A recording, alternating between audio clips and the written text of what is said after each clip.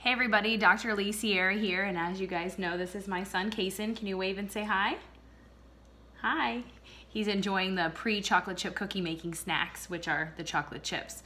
So today I thought I'd show you guys how to make some paleo chocolate chip cookies. Again, I like the paleo nutrition plan. We don't eat a lot of pork, and paleo often has a good bit of pork on it. You can have a few more. So one of the things that I like to do though is we do like to have a sweet tooth here sometimes. So I do like to make chocolate chip cookies. Whenever I make this recipe, I always make a double batch because they freeze really, really well. And also, you know, if I make it at home, I know, hold on one second. If I make it at home, I know exactly what's in the cookies, so I'm not really worried about additives and preservatives and things like that. So all I did before we started filming today was I put 2 cups of almond flour. You can help me in a minute. 2 cups of almond flour in there. So this is the almond flour I've used. I've talked about Thrive Market before. We're gonna scoop in just a minute.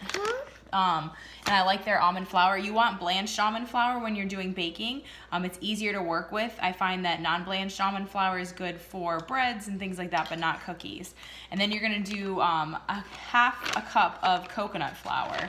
So this is Trader Joe's organic coconut flour.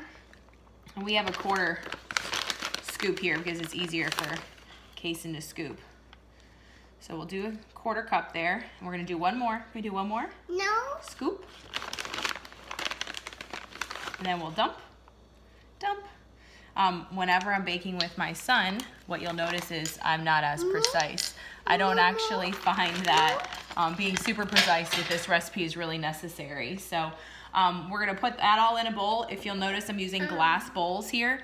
The reason why is because I do try to avoid plastic. I'm not doing any kind of heating in these bowls today, but if you're doing any kind of heating, you definitely want to be using glass, not plastic, because the plastic can leach into your foods, and that's not a good idea. So then the other thing we're going to add is coconut sugar. So coconut sugar is going to be our sweetener of choice. Again, this is why it's paleo, not keto for most of this recipe, is because keto would be stevia or using monk fruit sweetener or some of those other things. So what we're going to do is we're going to do 1.5 cups of coconut sugar.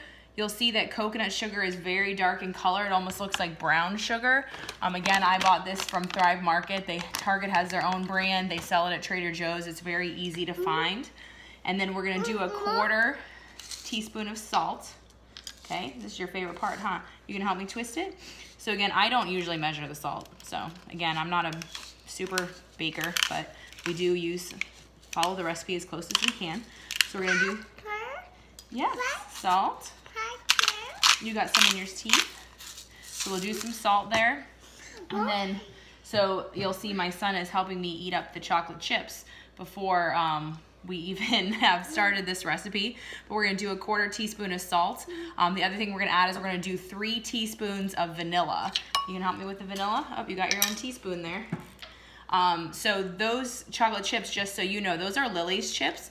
I really like Lily's chocolate bars. You can do that as well. They look like just like this. And if you're using Lily's chocolate bars, you are gonna chop them up into little pieces. I bought the chips at the holidays, which are easy to find. So you can hold that over the bowl for me. Okay, so we're doing 3 teaspoons of vanilla. 1, dump. 2, what comes next? 3 teaspoons of vanilla. Okay, and then we also need 2 eggs for this recipe. So I cracked 1 egg in here. My son does like to help with the cracking, so I left 1 for him to do. Perfect. So we do, yep, he's looking on the inside. He always says he's looking for the yellow. So we're gonna do 2 eggs. I always do them in a separate bowl because heaven forbid it's bad. Then we basically have ruined the entire batter. So we're gonna do 2 eggs in there. The other thing I added before you guys came on was some almond butter. I added 12 tablespoons of almond butter. So that's one of the reasons, this is one of the fats that's in the recipe. It makes the cookies nice and creamy and crunchy, kind of like how you are used to a traditional cookie that was used to be made with Crisco. So you're gonna use almond butter. This is Simply Balanced almond butter. This is just from Target. Again, you can get it at a health food store. You can get it online from Thrive Market. You can get it almost anywhere now. I find that Target has pretty good prices on this stuff. If you don't want to spend the money on almond butter, You can get organic creamy peanut butter. It would work the same. Almond butter just has more nutritional value to it. Then the last thing that we're gonna add is the butter. What's this? Butter. So let's dump it in. Can you help me dump it in? So we're gonna add, this is 12 tablespoons of butter, okay? So remember, I'm making a double batch, okay? So this is gonna make, you can have a few more. This is gonna make 3 dozen cookies, okay? So I'm making a double batch, okay? Then, as Kaysen eats the butter, that's all right. So again, all of the ingredients that I'm using, eat these please. All the ingredients that I'm using are organic. This is organic butter. You can also get, I do really like, to get grass-fed butter if possible. This is Pete and Jerry's butter, which I have been using as of late because I'm having a hard time getting the grass-fed butter here in my area. But if you don't want to use butter, you can use coconut oil. It's the exact same measurement. You just gotta make sure you measure it when it's closer to room temperature so it's kind of solidified.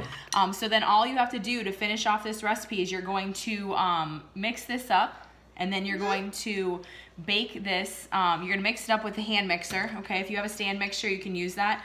I have a hard time using the stand mixer with my son because he is not a huge fan of loud things, so we don't do that. And then after you mix it with a hand mixer, what you're going to do is you're going to add in the chocolate chips, and then you're going to bake it.